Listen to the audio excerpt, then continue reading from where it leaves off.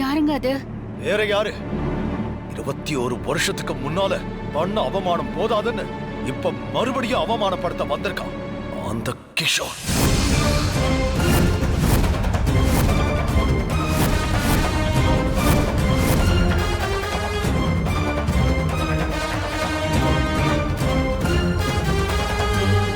என்னப்பா ஆச்சு?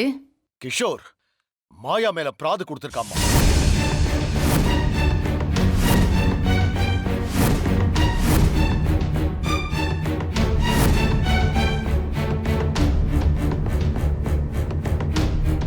என்னங்க சொல்றீங்க?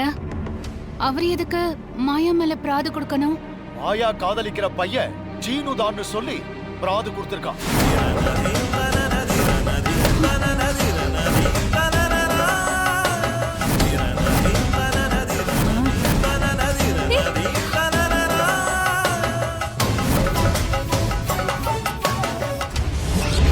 மாயாவும் சீனுவும் தான் காதலிச்சாங்க, கல்யாணம் பண்ணிக்கிறதாவும் இருந்தாங்க. நம்ம ஊரு வழக்கப்படி பொய் பிராது கொடுத்ததுக்காக 10 சவுக்கடி கொடுக்கப்படும். ஒருவேளை இது பொய் இல்லைன்னு தெரிஞ்சா அந்த 10 சவுக்கடியும் நான் வாங்கிக்கிறேன்.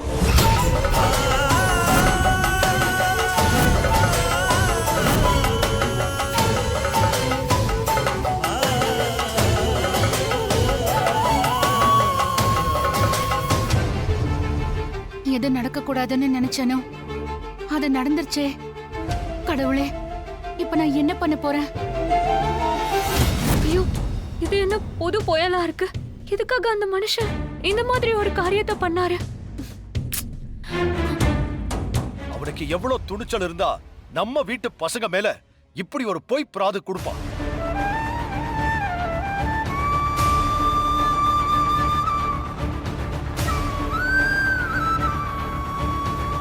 மாதிரி பொய்யான விஷயத்தை சொல்லி குடும்பத்துக்குள்ள குழப்பத்தை ஏற்படுத்தி மாயாவை பிரிக்க பார்க்கறான்.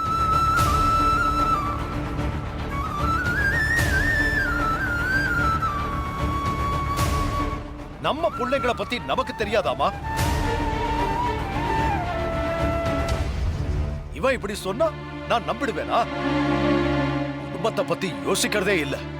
யார் எப்படி போனாலும் நான் நினைச்சது நடக்கணும்னு நினைக்கிற சுயநலவாதி. அவருடைய நல்ல நேரம் இதை அவர் பஞ்சாயத்து கொண்டு போயிட்டாரு.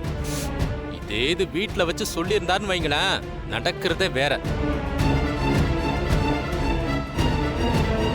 என்ன நடக்கும்னு அவனுக்கு தெரியும். அதான் அவன் அங்க போயிட்டான்.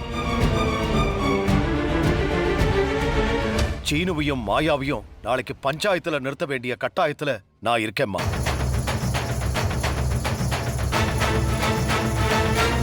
ஐயோ ஐயோ, நாளைக்கு பஞ்சாயத்துல சீனு மாயாவை லவ் பண்றேன்னு சொல்லிட்டான். எல்லாமே முடிஞ்சு போயிடுமே. என்னப்பா இது? அந்த கிஷோர் இன்னும் மாறாம அப்படியே இருக்கான். இந்த குடும்பத்து மேல அவனுக்கு என்ன அப்படி ஒரு கோபம்னு எனக்கு தெரியல. அவன் பெத்த பொண்ணு மாயா, அவன் மேல பழி சொல்றதுக்கு அவனுக்கு எப்படிதான் மனசு வருது?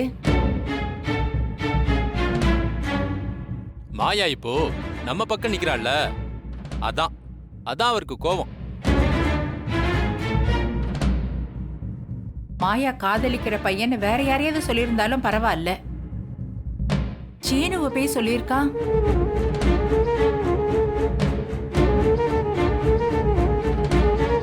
மாயாவோட கல்யாணத்தன்னைக்கு சீனு ஊர்லயே இல்ல. கடைசி நேரத்துல தானே கோவிலுக்கு வந்தாப்ல. அவனை போய் மாயாவை கட்டிக்க இருந்த மாப்பிள்ளைன்னு சொல்றாப்ல. அதெல்லாம் என்னன்னு சொல்றது?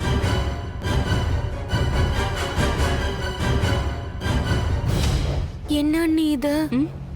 கிஷோர் சொல்றது ஒருவேளை உண்மையா இருக்குமோ?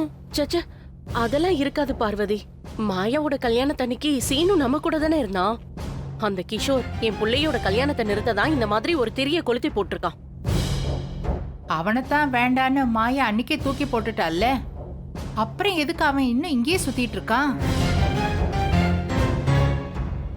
வேற எதுக்கு? அவர் பொண்ணை கூட்டிட்டு போறதுக்காக தான். அவன் மாயாவை கூப்பிட்டா நான் அனுப்பி வச்சிடுவேனா என்ன? அவ இனி இந்த வீட்டு பொண்ணு. அவளை நான் எக்காரணத்தை கொண்டோ அவன் கூட அனுப்ப மாட்டேன்.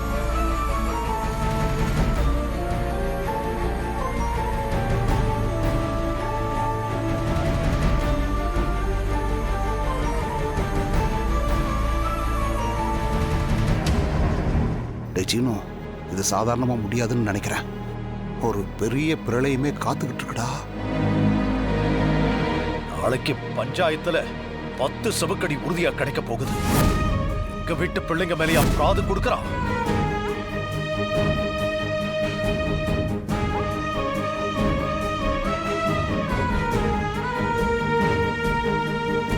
மாயா மாயா மாயான்னு இந்த மனுஷன் இப்படி அவளுக்கு சப்போர்ட் பண்ணிட்டு தெரியறாரு.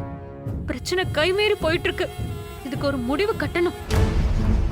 2 பேர் மேலயும் அவர் இவ்வளவு நம்பிக்கை வச்சிருக்காரே. நாளைக்கு பஞ்சாயத்துல உண்மை தெரிஞ்சா அவரால தாங்க முடியாதே. நான் என்ன பண்ண போறேன்னு தெரியலையே. சீனு, நீ ஆசைப்பட்ட பொண்ணு உனக்கு நாளைக்கு கிடைச்சிருவா. அப்பா எதுக்காக இப்படி ஒரு காரியத்தை பண்ணாருன்னு தெரியலையே.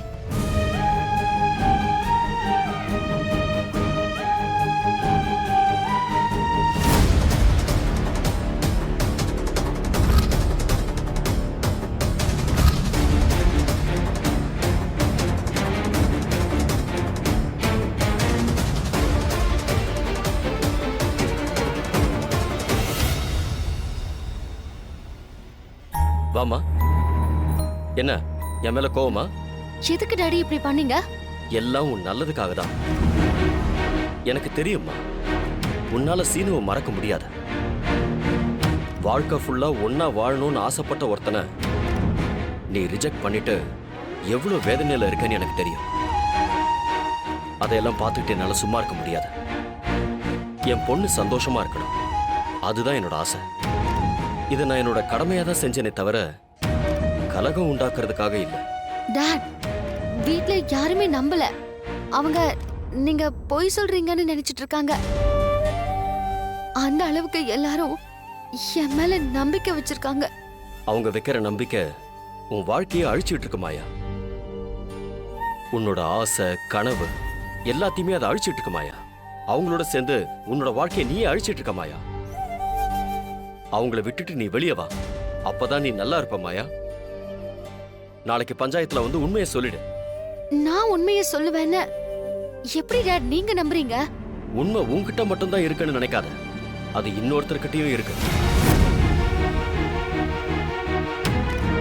நாளைக்கு நீ உண்மையை சொல்லலனாலும் சீனு நிச்சயமா சொல்லுவான். அந்த நம்பிக்கை எனக்கு இருக்கு. சொன்னா பிரச்சனை பெருசா வெடிக்குமேப்பா. எவ்வளவு பெரிய பிரச்சனை வந்தாலும் அதை நான் ஃபேஸ் பண்ண தயாரா இருக்கேன். இப்போ உனக்கு என் மேல கோபம் வரும், ஆனா கொஞ்ச காலத்துக்கு அப்புறம் நான் எடுத்த முடிவு தான் சரியான முடிவுன்னு உனக்கே தெரிய வரும். நீ ஆசைப்பட்ட வாழ்க்கையை அமைச்சு கொடுக்க வேண்டியது என்னோட கடமை மாயா. அதை மட்டும் தான் நான் இப்ப செஞ்சிருக்கேன்.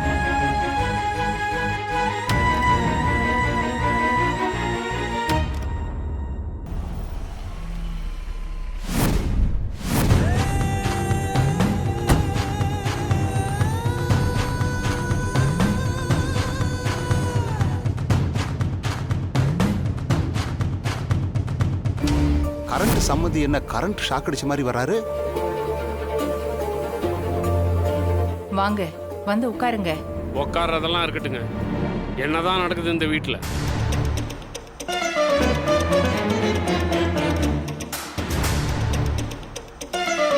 ஒன்றும் நடக்கலையே.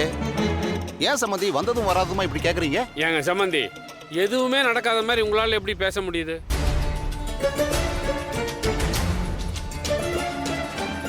இந்த மாயாவோட அப்பன் கிஷோர் பஞ்சாயத்தில் என்னென்னமோ பேசியிருக்கான். அதெல்லாம் கேட்டுட்டு தான் நான் இங்கே வரேன். நீங்கள் என்னடானா எதுவுமே இல்லைன்னு சாதாரணமாக பேசிட்டு இருக்கீங்க. சொல்றவங்க 1000 சொல்லுவாங்க. அதெல்லாம் உண்மையா இருக்கணுங்கிற அவசியம் இல்ல. எல்லாமே பொய் தான்.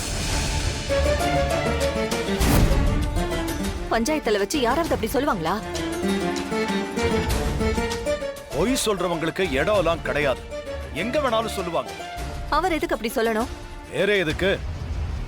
நல்லா இருக்கிற இந்த குடும்பத்தை பிரிக்கிறதுக்கு தான்.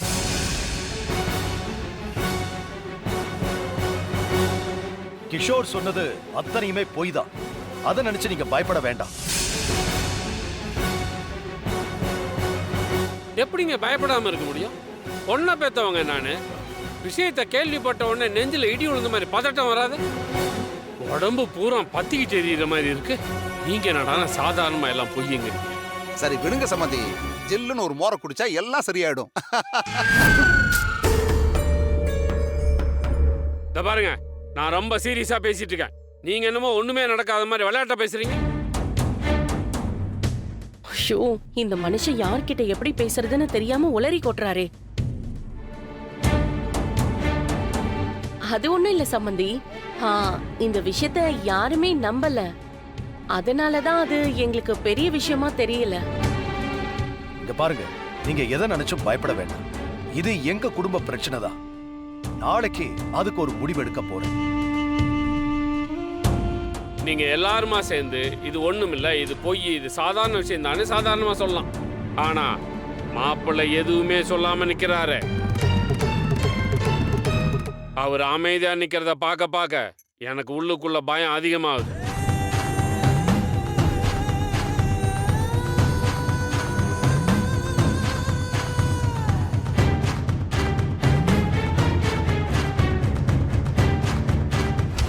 பெரியவங்க முன்னாடி அவன் எப்ப பேசியிருக்கான், இப்ப பேச அது மத்த நேரத்துல சரிங்க. இப்போ அவர் மேலதானே குற்றச்சாட்டே வச்சிருக்காங்க. இதுக்கும் அதுக்கும் சம்பந்தம் இல்லைன்னு அவர் ஒரு வார்த்தை சொன்னாதானே எங்களுக்கும் கொஞ்சம் நிம்மதியா இருக்கும்.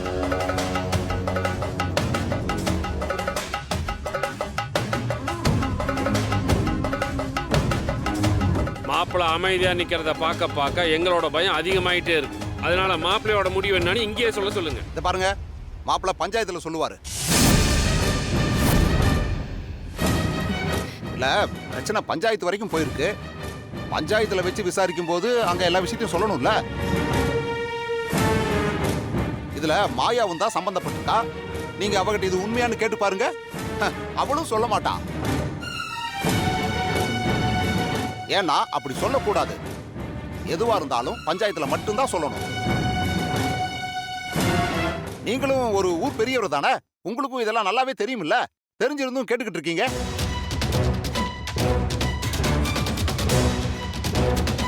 நீதி விஷயத்துல நாம எப்பவுமே கேர்ஃபுல்லா இருக்கணும். ஆமா சம்மதி, மச்சான் சொல்றது உண்மைதான். பஞ்சாயத்து என்கிட்ட தான் வந்திருக்கு. நான் இதுவரைக்கும் அவங்கிட்ட ஒரு வார்த்தை கேட்டிருப்பேனா? கேட்கல. ஏன்னா இங்க வச்சு நான் அதை கேட்க கூடாது. பஞ்சாயத்துல தான் கேட்கணும். நீங்க பயப்படுற மாதிரி எதுவும் நடக்க போறது இல்ல. நீங்க நிம்மதியா வீட்டுக்கு போங்க. நாளைக்கு பஞ்சாயத்துல வந்து பாருங்க, உங்களுக்கே என்னன்னு தெரியும். எங்க மன திருப்திக்காகவாவது மாப்பிள்ளை ஒரு வார்த்தை பேசியிருக்கலாம். ஏங்க என்னங்க நீங்க மறுபடியும் ஆரம்பிச்ச இடத்துக்கே திரும்பி திரும்பி வரீங்க? அதான் இவ்வளவு விளக்கம் கொடுத்துட்டாங்களே, அதுக்கப்புறமும் உங்களுக்கு சந்தேகமா?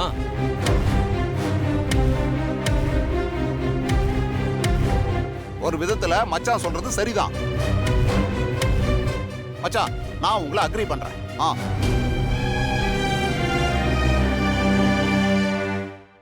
எதுக்கு கண்டதையும் போட்டு பேசிக்கிட்டு? நீங்க நிம்மதியா வீட்டுக்கு போங்க. நாளைக்கு காலையில இந்த விஷயம் முடிஞ்சிரும். ஆமாங்க, இது ஒண்ணுமே இல்லாத ஒரு விஷயம். இதுக்கு நாம இவ்வளவு நேரம் பேசுறதே தப்பு. அடியில கனம் இல்லாதப்போ வழிய நினைச்சு நாம இதுக்கு கவலைப்படணும். நம்பிக்கையோட போங்க. சரிங்க, வாமா.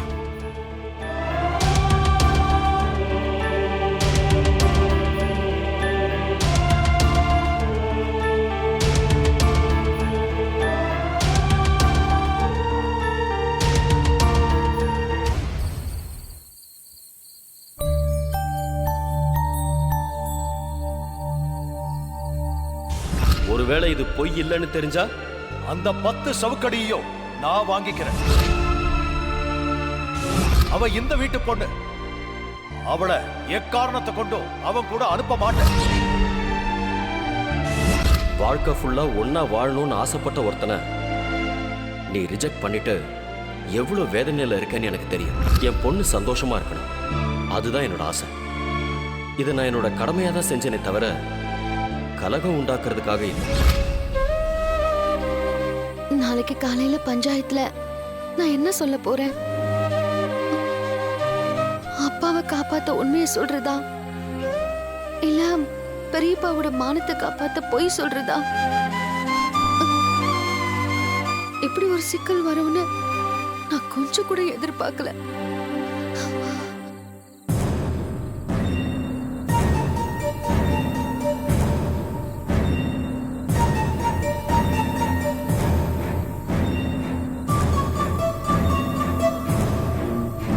என்னாச்சு மாயா? என்ன யோசிச்சுட்டு இருக்க? என்ன சொல்றதுன்னு யோசிக்கிறியா? ஆமா. இதுல யோசிக்கிறதுக்கு என்ன இருக்கு? அப்படிலாம் இல்லைன்னு சொல்ல வேண்டியதானே? ஆமா, அதத்தான் சொல்ல போறேன். எப்படி உன்னால மட்டும் இப்படியெல்லாம் எல்லாத்தையும் மறைச்சிட்டு இருக்க முடியுது மாயா? மறைச்சிட்டு இருக்கேனா? நீ என்ன வளரல, உண்மையதான் சொல்றேன். உன் கல்யாணத்தப்ப கூட யார் இது எனக்கு தெரியாத மாப்பிள்ளன்னு எனக்கு தெரிஞ்சுக்க ஆவலா இருந்துச்சே ஒழிய அந்த மாப்பிள்ளையே சீனு மாமா தானு நான் கொஞ்சம் கூட நினைச்சு பார்க்கல.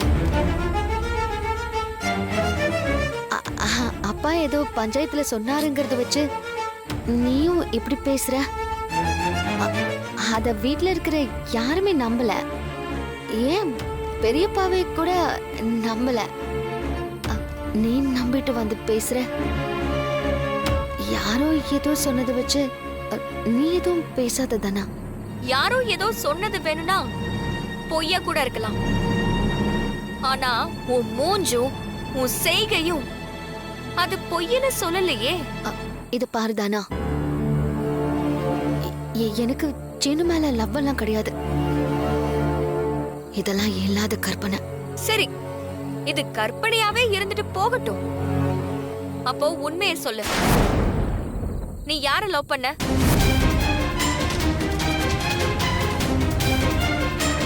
நான் யாரையும் லவ் பண்ணல. கல்யாணம் பண்ணிக்க போனியே, அது யார? அத நீ மறந்துட்டியா இல்ல நான் மறந்துட்டேன்னு நீ நினைச்சியா? நீ லவ் பண்ண பையனை தானே கல்யாணம் பண்ணிக்க போறேன்னு சொன்ன. அதுக்கு தானே அமெரிக்கால இருந்து உங்க அப்பாவை இங்க வர வச்ச. அது எதுக்கு இப்போ உனக்கு? அதுதான் முடிஞ்சு போச்சுல்ல. அதையே ஞாபகப்படுத்துற? ஞாபகப்படுத்தினா உனக்கு என்ன? அழகியா வருதா? வேண்டான்னு முடிவு பண்ணதுக்கு அப்புறம் நான் ஏன் அழப் போறேன்? முடிஞ்சு போனதை எதுக்கு கிளறிட்டு இருக்கதானா? இப்ப அதை தெரிஞ்சுக்கிட்டு நீ என்ன பண்ண போற? முடிஞ்சு போச்சா? அப்போ இது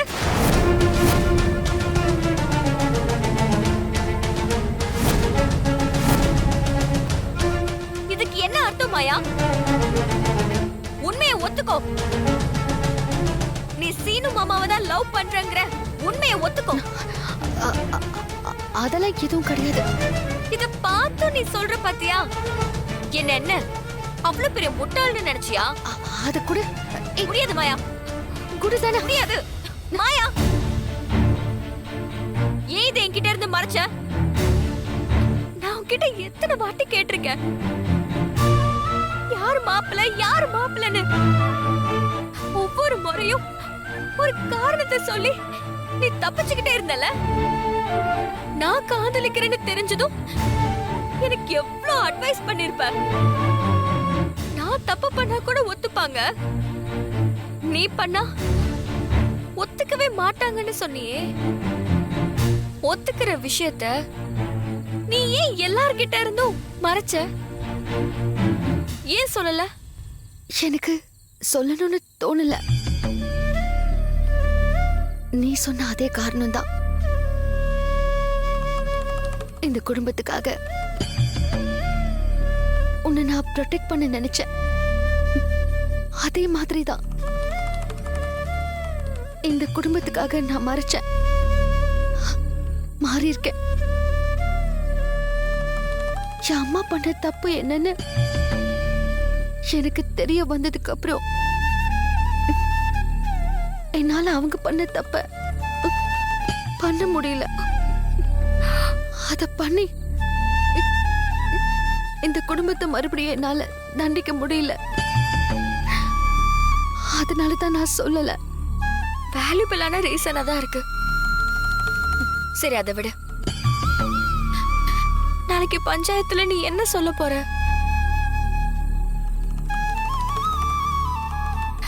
நீ இந்த குடும்பத்துக்காக பொய் சொல்ல போறியா, இல்ல உனக்காக உங்க அப்பாவுக்காக உண்மையை சொல்ல போறியா? பொய் தான் சொல்ல போறேன். பெரியம்மா பெரியப்பாவோட மரியாதைய, கௌரவத்தை, கனவை என்னால அழிக்க முடியாது. அவங்க கனவை அழிக்க கூடாதுன்னு உன் கனவை அழிக்க போறியா? உன்னோட ஆசையவே அழிக்க போறியா?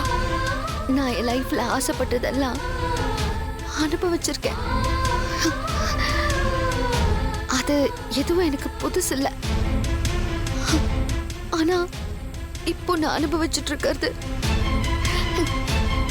இது எல்லாமே எனக்கு புதுசா இருக்கு. என்னோட இத்தனை வருஷ வாழ்க்கையில நான் இது வரைக்கும் அனுபவிக்காதது. உண்மைய சொல்லி அதை நான் மிஸ் பண்ண தயாரா இல்ல. அதுக்கு பதிலா நான் என் காதல கூட தியாகம் பண்ண தயாரா இருக்கேன்.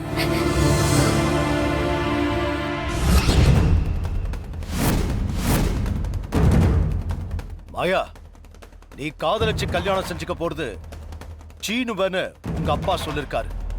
அது உண்மையா பொய்யான்னு உன் வாயால பஞ்சாயத்தார் முன்னாடி சொல்லு.